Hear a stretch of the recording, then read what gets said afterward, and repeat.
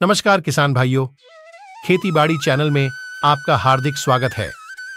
किसान भाइयों, आज हम बात करने वाले हैं कि गेहूं की फसल में दूसरी यूरिया कब डालना है और डालने का सही समय कब होता है।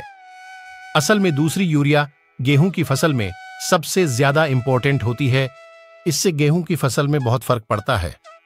होता क्या है कि जब हम दूसरी यूरिया का छिड़काव करते उस समय हमारी फसल में कल्ले निकल रहे होते हैं और उनका विकास हो रहा होता है। इस समय हमारी गेहूं की पत्तियों की ज्यादा से ज्यादा विकास करवाना होता है। अब हम यहाँ पर यूरिया को डालने में देरी करते हैं या तो गलत तरीके से डालते हैं। इस वजह से हमें गेहूं में कम उत्पादन देखने को मिलता है। अगर आप अपनी फसल में सही समय पर यूरिया डालोगे तो जड़ों का अच्छी तरह से विकास होगा, कल्लों का फुटाव होगा और इसके साथ साथ पत्तियों का भी अच्छे से विकास होगा और साथ ही क्लोरोफिल की मात्रा भी बराबर मेंटेन रहेगी, जो कि हमारी फसल के लिए बहुत जरूरी होती है।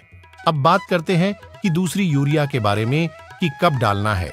किसान भाइयों, आप लोगों ने पहली सिंचाई के समय 21 से 25 दिन के बीच में यूरिया डाला होता है, जो कि इस समय कल्लों के फुटाव का समय होता है, जो 20 दिन से 50 दिन तक रहता है। किसान भाइयों, दूसरा पानी 20 से 25 दिन के बाद देते हैं। उस समय हमारी गेहूं की फसल 40 से 50 दिन की होती है।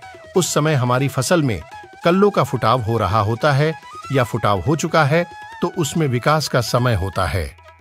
किसान भाइयों, इस समय गेहूं की फसल को सबसे ज्यादा नाइट्रोजन की आवश्यकता होती है। किसान भाइयों, अगर हम इस समय यूरिया को देने में देरी करते हैं या गलत तरीके से देते हैं तो इस समय हमारी फसल में जो कल्ले निकल रहे होते हैं तो सीधा उन पर असर करता है, जिससे हमारी उत्पादन में कमी देखने को मिलता है। किसान भाइयों, इसलिए हमें यूरिया की मात्रा को सही समय पर देना होता है, जिससे हम